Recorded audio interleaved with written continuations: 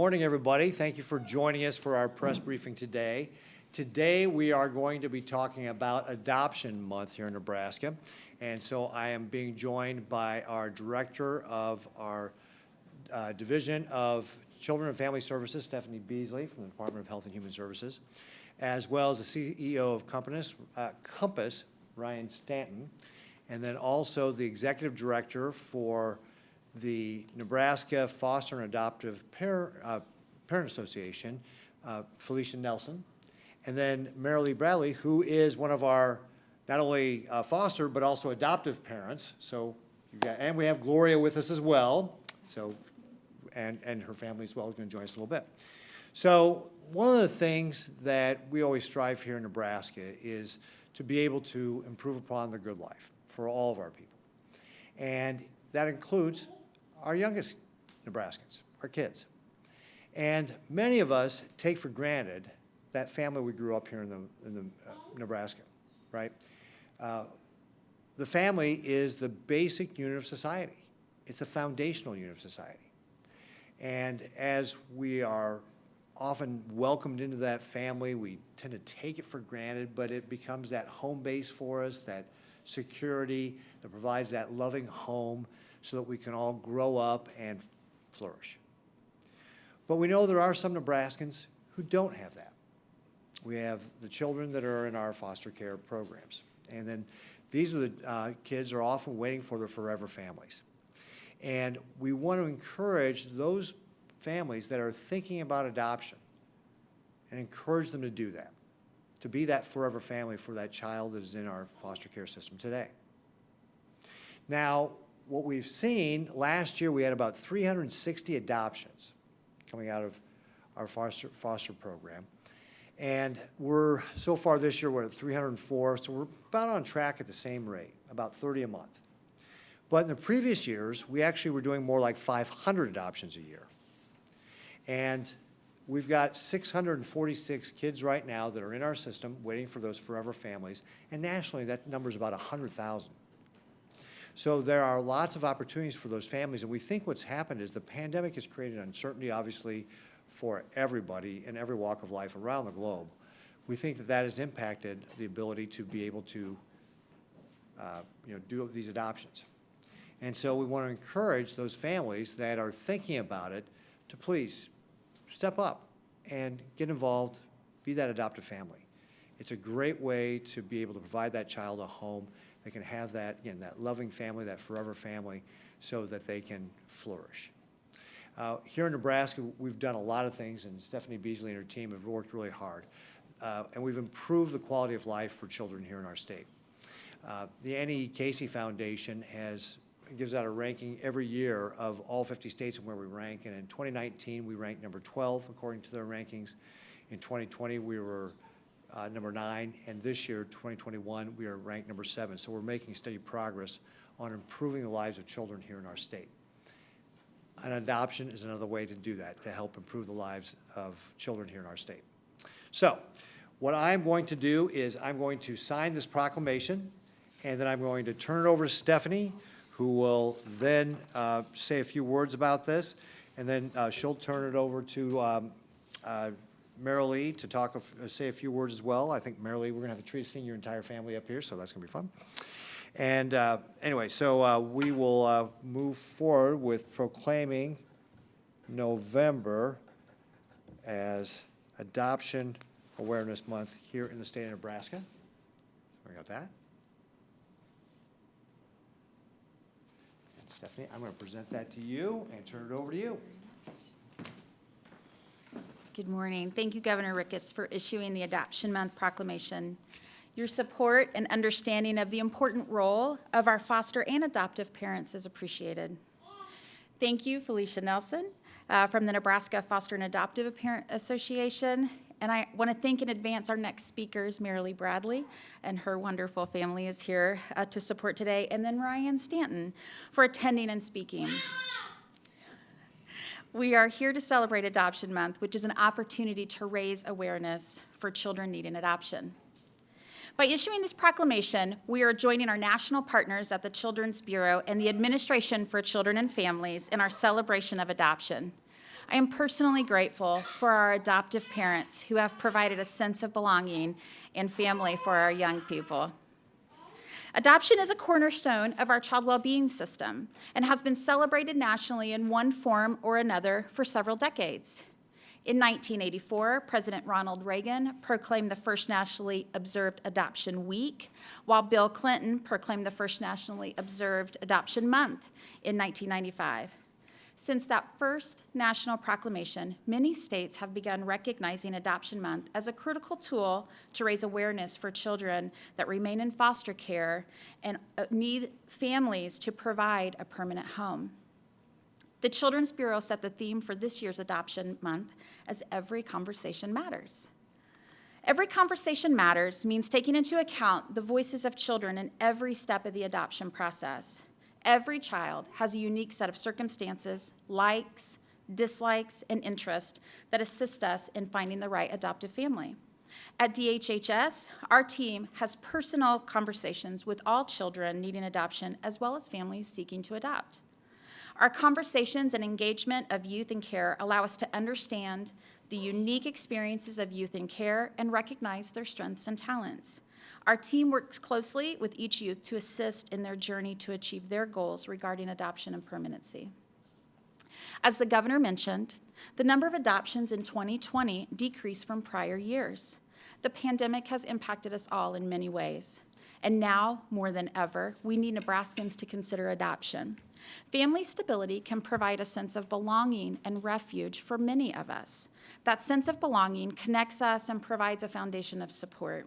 Families seeking to provide that loving home are needed, and we have children waiting for adoption in Nebraska. DHHS staff realize sometimes parents face barriers and children are impacted, and from time to time, families cannot meet a child's needs. This is the very reason we work to provide a space for families to pursue adoption and seek assistance. I also want parents to know that adoption is not a failure on their part. It is often the most difficult decision a parent would make. There are professionals every step of the way to provide assistance and counseling. Every time I talk to an adoptive or foster family, I hear how the experience has impacted their lives powerfully. This is an experience that doesn't end at adoption. It is the transformation families will experience for their lifetime. I urge any Nebraskan considering adoption to call the Nebraska Foster and Adoptive Parent Association hotline at 1-800-7-PARENT. You're going to hear more about that from Felicia. Adoption follows a set process and can take time, but after calling the hotline, you'll be asked basic questions, get scheduled to attend training classes, and finally, a case manager will be sent to your residence to complete a home study. There are a lot of great resources for families that adopt, such as the Nebraska Children's Home Society, and their hotline is 844-463-0009. Although this is Adoption Month, adoption is not the only way that you can transform a child's life. There is a constant need for foster families in Nebraska. We need foster families, and you will change the life of a child as well as your own. We have a team ready to assist you if you're interested in fostering, and you can also contact that same support number, 1-800-7-PARENT. Thank you again for all of our families that choose adoption. I'm going to turn it over to someone who I admire a great deal. She has both fostered and adopted and has opened her home and family to many children. Welcome, Marylee. I'm going to have a chunk of my family come up because they're super cute.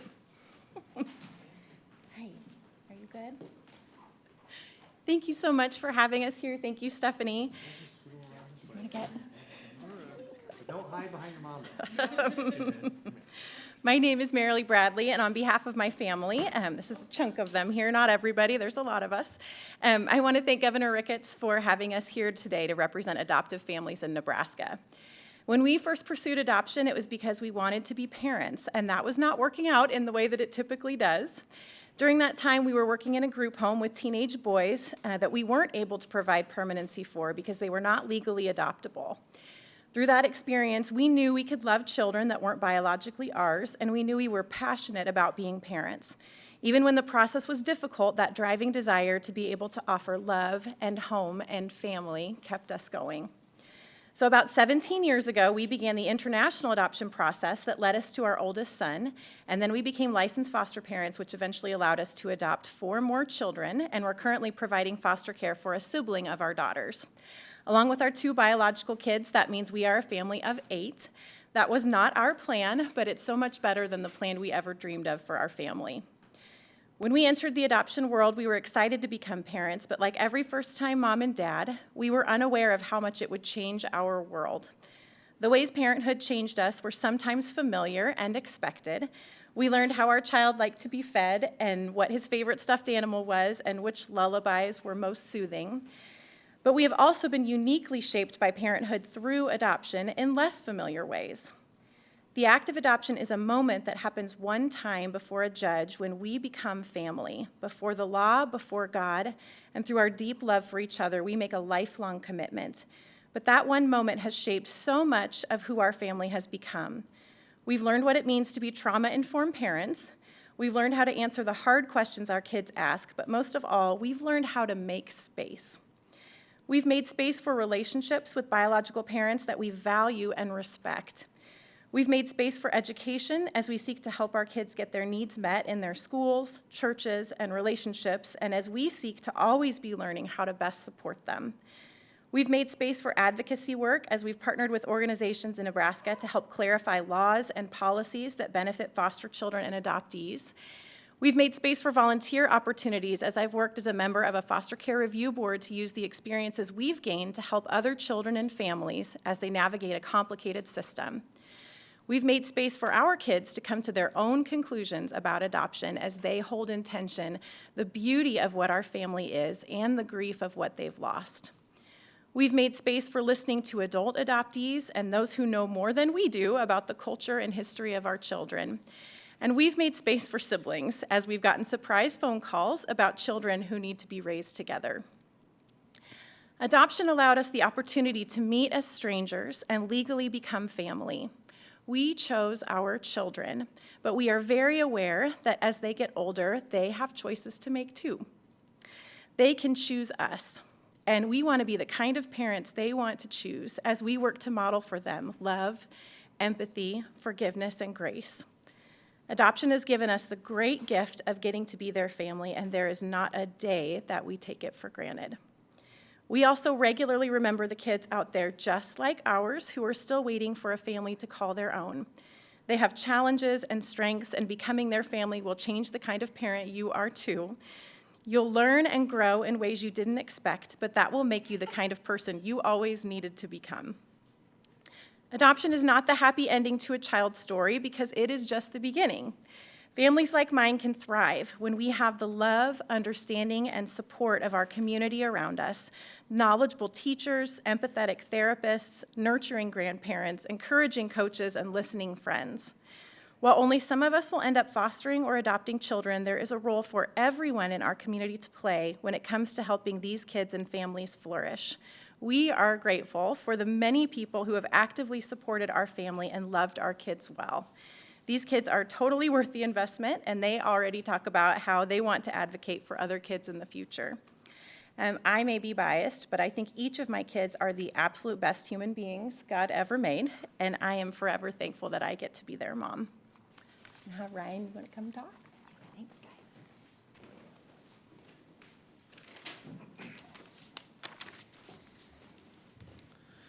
Nebraska children deserve a happy and fulfilled childhood beyond their imagination. Yet, happiness is out of reach for hundreds of children right in our own neighborhoods. It's impossible to dream of a bright future when your family struggles with complex issues such as housing insecurity, mental health struggles, unemployment, addiction, domestic violence, and more. A child's fullest potential is launched from an upbringing based in safety, security, and belonging. This was the case for one such girl. At 5 years old, bedtime routines were completely foreign to Amy. She was constantly afraid of running out of food. She called everyone she met mom and thought it was normal to move from place to place, from week to week. Life was about survival. But Amy was adopted last month by a Compass foster family, and now she has a best friend. A best friend. She loves to dance, she loves to sing, and she's no longer looking for a mom amidst strangers. She knows who her mom is. Best of all, Amy has seen God answer her specific prayers through the past 3 years. Her faith, even as a little girl, has grown in the midst of struggle. Amy's story is one of many as I work with foster and adoptive families in central and southwestern Nebraska. My name is Ryan Stanton, and I'm the CEO of Compass. Compass wants to see families successfully navigate life. We help adoptive families by providing a night out for those families, where our staff and approved volunteers provide food and activities for the children while parents can have the night off. We provide ongoing monthly consultation and help coordinate other respite homes if the adoptive family needs assistance. As we were able to reflect about the unbelievable progress that Amy has made, it reminds me of so many families I know right here in Nebraska who have opened up their home to live life alongside a child who isn't biologically theirs. With November being Adoption Month, it's a great time to celebrate adoption, both the joys and the sacrifices it often involves. There are events planned all over the state to celebrate adoption this month. Because of the role that Compass plays in helping to facilitate, prepare, and support adoptive families, we have helped sponsor and volunteer for many years at our local Adoption Day event in Kearney. There's a quote from my friend Jason Johnson that says, "Not everyone is called to do the same thing, but most certainly everybody can do something." So what is your something? You may not be able to adopt right now, but could you call your local DHHS office and offer to volunteer for the Adoption Day event? Could you bring a meal to someone you know that's adopted or is going through the process of adoption? Could you offer to run errands, take a child to an appointment, get groceries, or mow their lawn? Or there might be a request on careportal.org that you could help support an adoptive family by providing a tangible need. Or you could send a gift card or send them an encouraging text message. The possibilities are endless. And consider this your nudge to step up and do something. The children in Nebraska need you.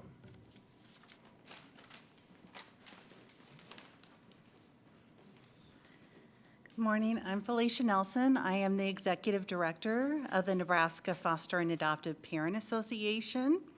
And our mission is to empower, support, and advocate for Nebraska families by promoting safety, permanency, and well-being of our children.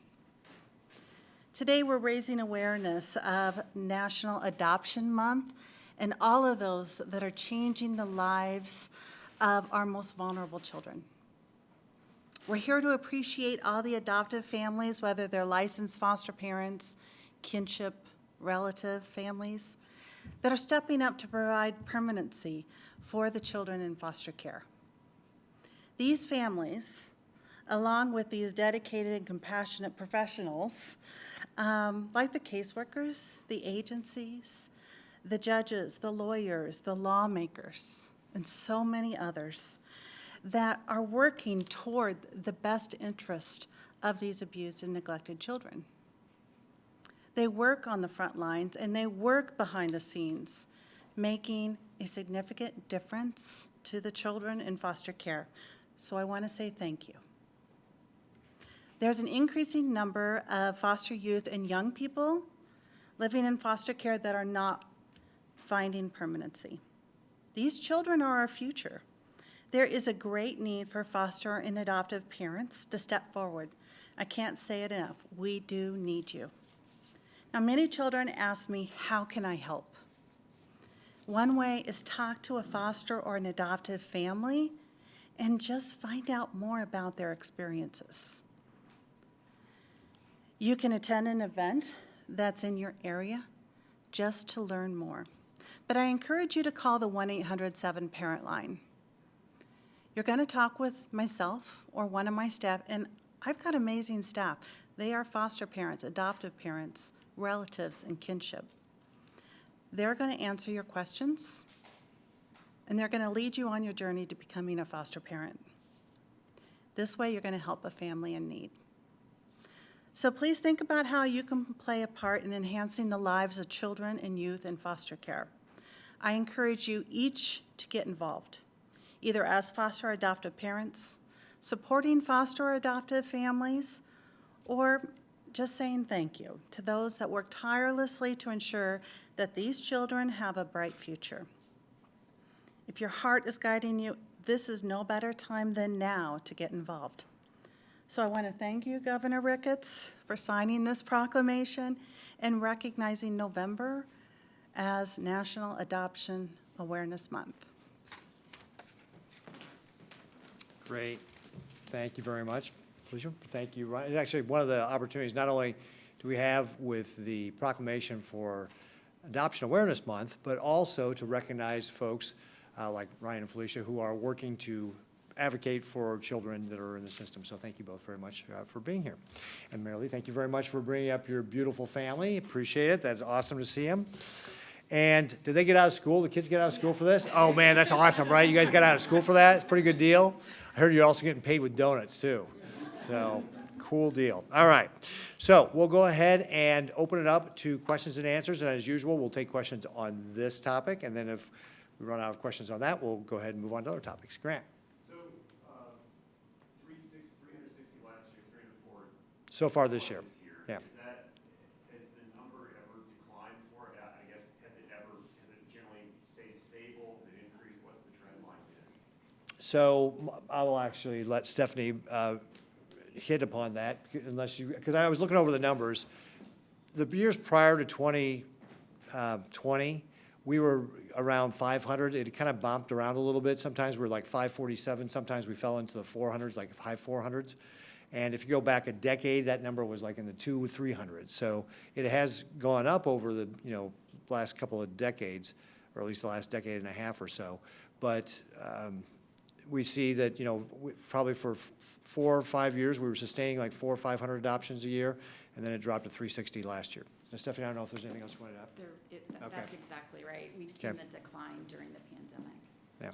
So it's really been during the pandemic that we've seen that number fall off. Martha. And going along with that, do you have more children waiting now for adoption than you did before? So the 646 is slightly above normal. So it's a little higher than normal, not outrageously higher than normal, but it is higher than what we would normally expect. But that's also true in some of our other areas where we've seen just, for example, the courts have been slower to move on things, and, so, yeah, we are seeing that we do have a slightly higher number than normal of kids that are in foster care. Yeah. Andrew. Really? One thing that you think that we could do better in the state to help adoptive parents, what would that be? I think, Repeat the question too, please. sure. If there was one thing we could be doing better in the state to help adoptive families, what would that be? I think the informal support networks at your church, in your neighborhood, at your schools, I think those are vitally important for adoptive families.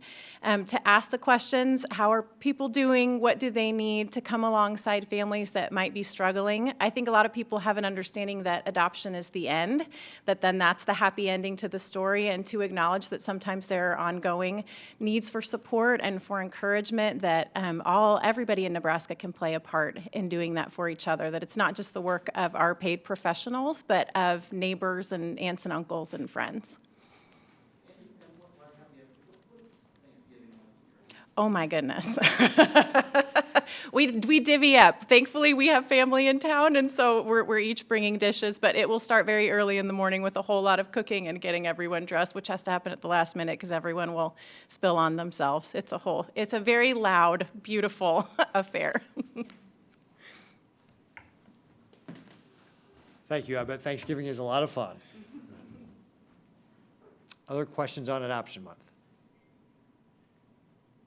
All right, seeing none, I'll just thank everybody. Thank you very much for joining us, everybody. Appreciate it, and appreciate all you to do for our kids here in the state. It's great. And Marylee, thank you so much for bringing your beautiful family in. It's great to see them. All right, so now and Stephanie, don't forget to take this with you. All right, we'll open up to questions on other topics.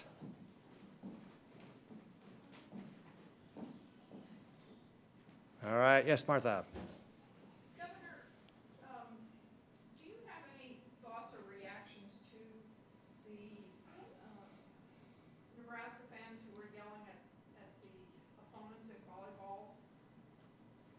Yeah, so the question was, do I have a reaction to the Nebraska fans who were yelling at the volleyball players from Maryland who knelt during the national anthem? And as I have long maintained, I think it's disgraceful to kneel during the national anthem, especially when you're talking around Veterans Day. We have people who died for this flag, and to kneel, I think, is very disrespectful. Having said that, however, we're also known as having the best fans in college sports, and so two wrongs don't make a right here. Our fans should be respectful to the teams that come in from other places. Generally, we do a great job of doing that, and so I'd encourage Nebraska fans to remember that we have a reputation for being great fans, and that means that we treat everybody respectfully.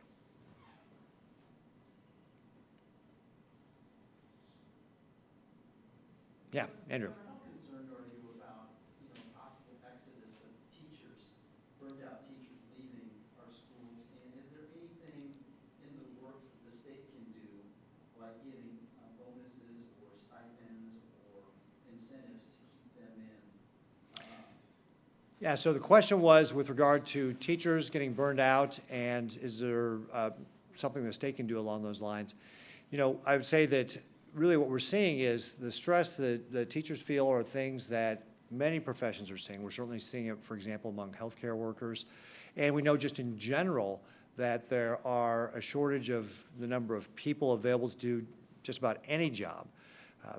That's one of the reasons why that we sat down with the different unions that represent our teammates here at the state, most recently with the Fraternal Order of Police, where we negotiated pay increases for our corrections officers because we were recognizing that we had declining number of applications coming in and increasing number of vacancies. So I think this is not something that is just about one profession. I think we're seeing this all across the state. And I think it's going to be up to all employers to be able to figure out what the best way to tackle that is. When we're talking specifically about our schools, that's going to be up to local school boards to address those.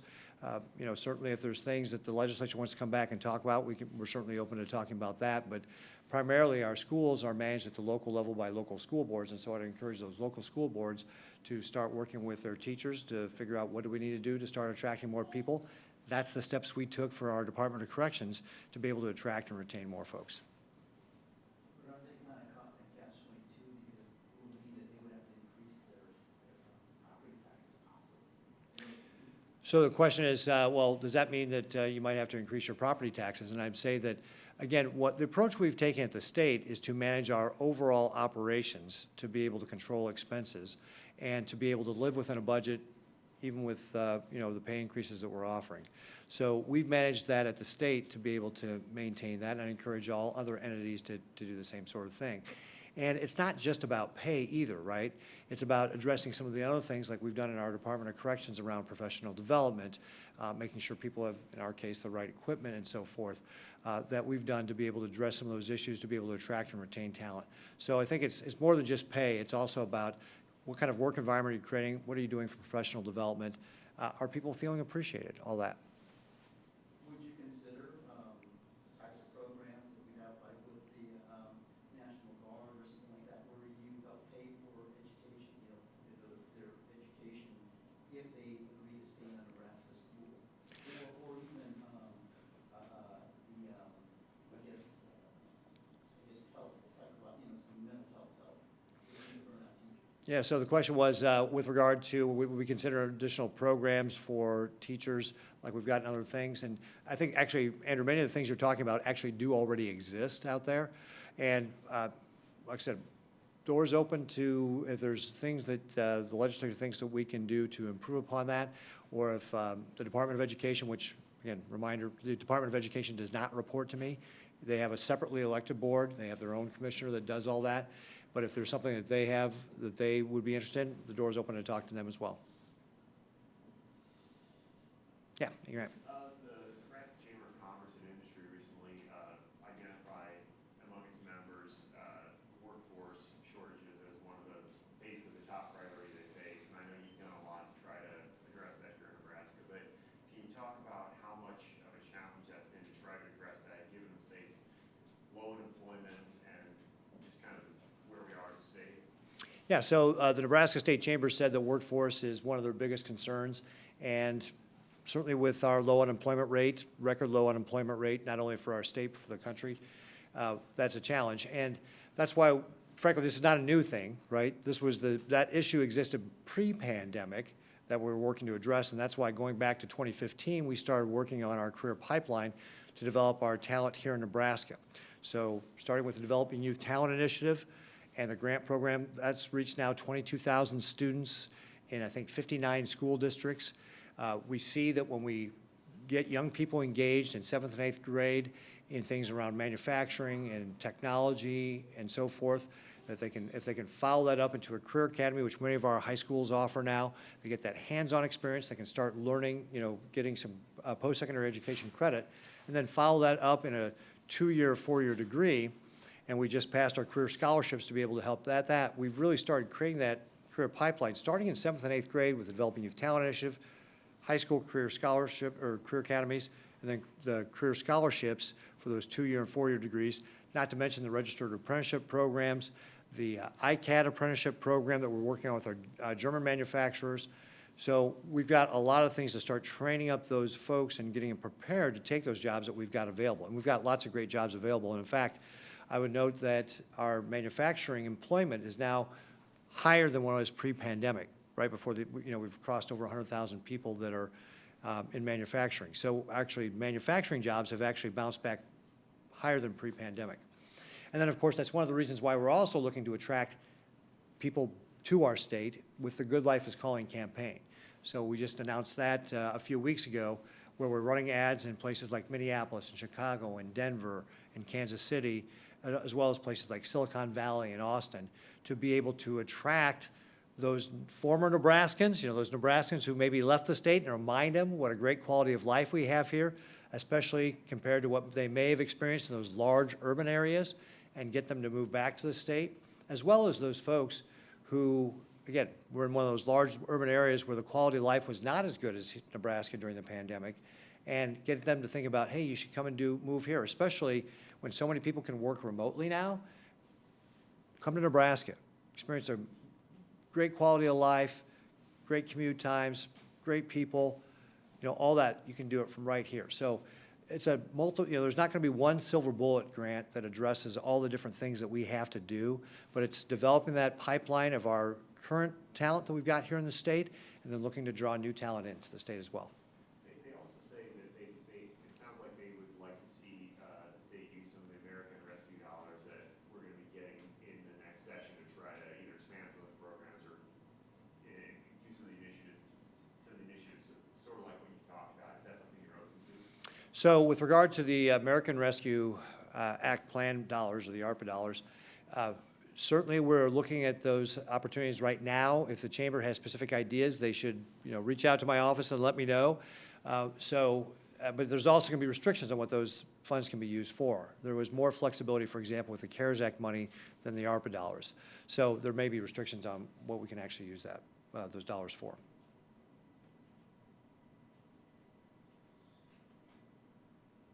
Other questions? Yes, Martha.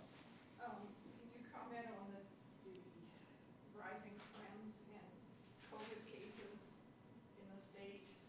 Is there something more that needs to be done to bring that back down again?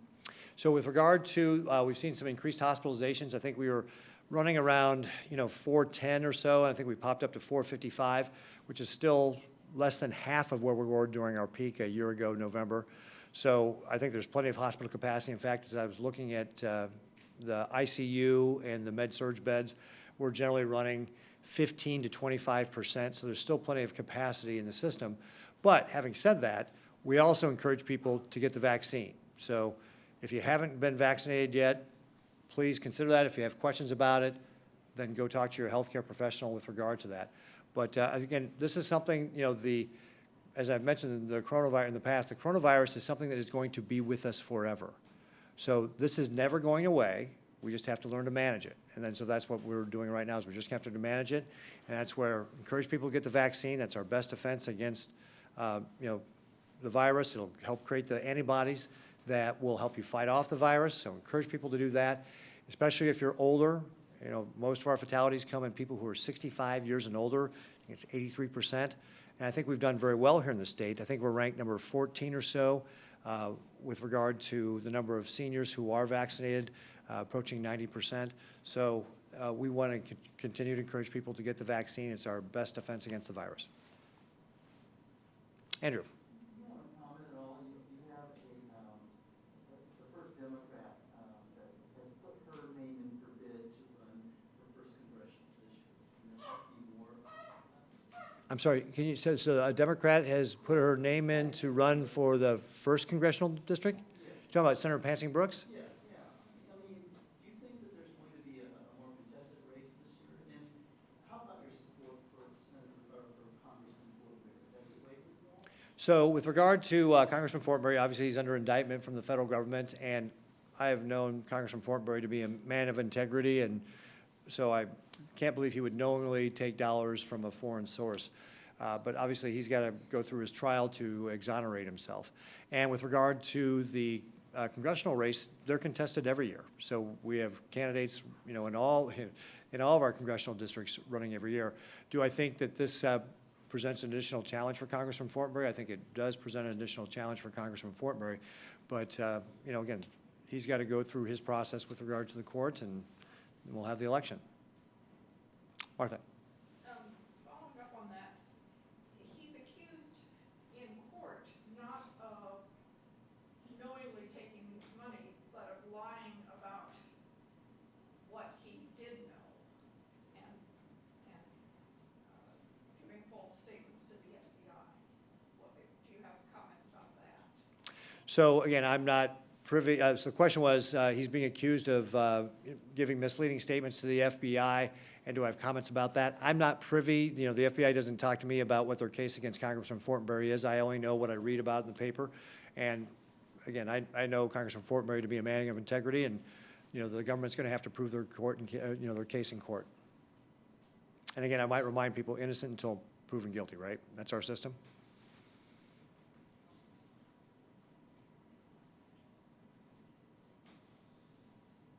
Any other questions? All right, folks, thank you all very much. Appreciate you taking the time this morning. Have a great rest of your week.